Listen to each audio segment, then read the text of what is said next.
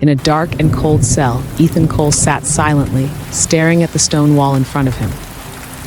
I've been here 5 years. 5 long years for a crime I didn't commit. Every effort to prove his innocence had failed. No more appeals, no more waiting. It's time to act. And now the only thing that remained was escape. You ready, Ethan? As ready as I'll ever be. Tonight's the night. The storm's our cover. The storm outside howled, the rain pounding against the prison walls. It was the perfect cover. Ethan had spent months studying every guard's routine, every weak spot in the prison's security. He knew this night was his last chance. The cell door was unlocked with a hidden wire. You've got this, just like we practiced. Use it to pick the lock. Once you're free, meet me in the maintenance corridor. I trust you, Ray. I just hope I can pull this off. He moved like a shadow, creeping past sleeping guards. The prison was still. You don't have much of a choice now, do you? Stay sharp. I'll be waiting.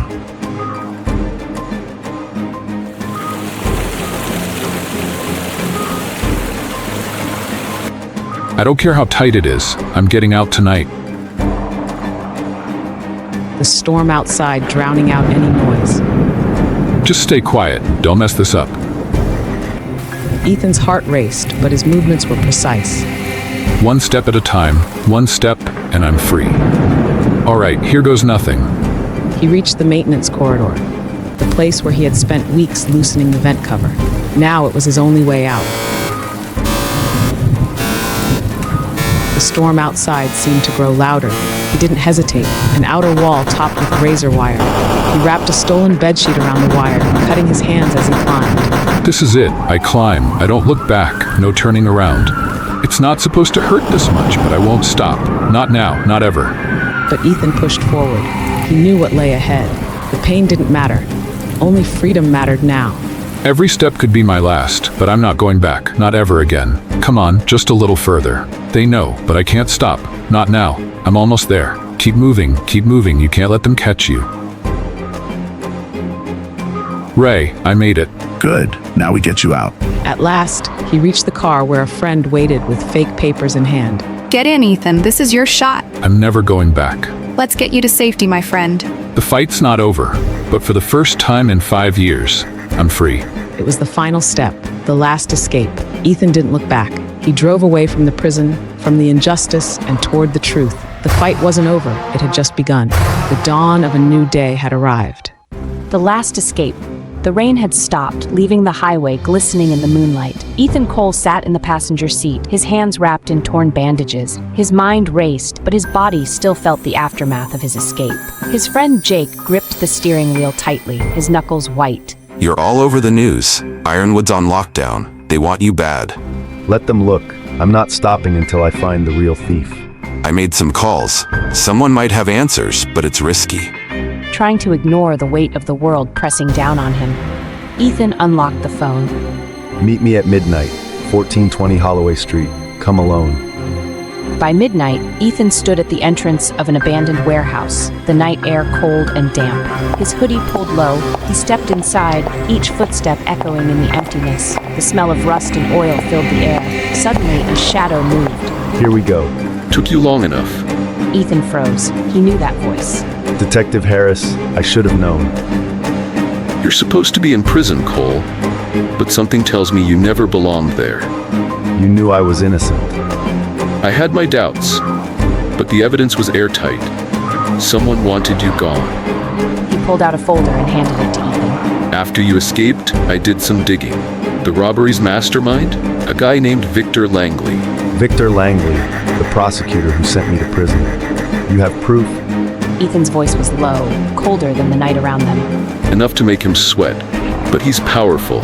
You can't just walk into a courthouse and accuse him. Ethan opened the folder, his heart pounding as he flipped through documents. Bank transfers, false testimonies, a hidden offshore account. Everything pointed to Langley. Then we take him down another way. The fire of revenge lighting in his eyes. The two men stood there in the dark, knowing that what came next would change everything.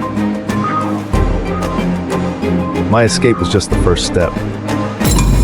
Now it's time for war. The last escape, the setup. Ethan Cole was no stranger to betrayal. Once a free man, he had been framed for a crime he didn't commit, all orchestrated by Victor Langley. Now Langley's empire was in ruins, and Ethan should have been free. But there was one problem. Someone inside Ironwood Prison had framed him, and that person was still out there. Weeks after Langley's downfall, Ethan was hiding in a safe house, trying to shake the paranoia gnawing at him. It was then that a burner phone rang. Hello? Who's this? And why do I feel like I'm in an action movie right now? You should have stayed in prison, Ethan. Well, that's a weird thing to say. Who is this? Wait, Monroe, is that you? You'll figure it out soon enough. Monroe, of course it's him. This guy just doesn't know when to quit. Someone powerful was still watching him. Ethan's heart raced. He knew Langley hadn't acted alone. Someone with control, someone who could bury evidence, had ensured his imprisonment. And that person was Warden Elias Monroe. I did some digging. Turns out, Monroe wasn't just a warden. He's been running a criminal empire from inside Ironwood. Drug smuggling, blackmail, money laundering. The guy's a walking crime spree. So Monroe was the puppet master all along? I should have known. Langley was just the tip of the iceberg. Well, now I get to crush the real villain. If you're going to take him down, you'll need more than just a good punch, my friend. Monroe's got his hands in everything. He's untouchable. Well, I'm about to make him touchable. Ethan had no choice. If he wanted freedom, he had to bring Monroe down. The plan was set. Harris would hack the prison's security, while Ethan and Jake would sneak in disguised as construction workers. Their target, Monroe's office, where the proof lay hidden. All right, we look like we know what we're doing. Just remember, we're here to steal some files, not steal the show. Stealing the show sounds fun, but okay, no flashy moves. Let's get in, grab the goods, and get out. Easy peasy. Easy peasy, huh? I'm sure that's exactly what Monroe thought when he started his little empire. Let's show him what real professionals look like. Under the cover of night, they climbed the high walls of Ironwood. The moonlight barely touched the cold concrete. Once inside, they reached the control tower, the heart of Monroe's power. As Jake picked the lock on the door, Ethan's pulse quickened. This is it. We make it to Monroe's office, grab those files, and leave without a trace. And if we don't, well, we'll have to make a dramatic exit, like in the movies. Right, because that's realistic. Let's just get the files and not get blown up. They were almost there, but then the lights blazed to life. They were caught. From behind his desk, Monroe smirked, sipping whiskey. Well, Ethan Cole, I've been expecting you. Welcome to my humble little office. Yeah, not the first time I've walked into a trap. You really should change your locks, Monroe. This is getting too easy. You think you can just waltz in here and take me down? You're in my world now, Cole. Honestly, Monroe, you're more predictable than my morning coffee. This is almost too easy. Guards flooded the room, weapons drawn. Ethan's mind raced. This wasn't just a prison break anymore. It was a fight for his life. Come on, guys. Don't tell me you thought this would be a simple heist. How adorably naive. Not naive, just really good at this. Ever been hit by a chair? No? You're about to. I've always wanted to try that. This is awesome. Save the moves for after we're out of here, all right? Jake swung a chair, knocking out a guard. In an instant, the room erupted into chaos. Gunshots rang out as the battle intensified. But Monroe wasn't just a man. He was the puppet master, controlling everything from the shadows. Even if he fought back, he knew the real battle was just beginning, and Monroe was leaving back to his chair. Honestly, I should be impressed. You've made it this far. But it ends here, gentlemen. Well, Monroe, your empire's about to fall. I hope you like bad endings. You really think this is over, Cole? You're playing a losing game.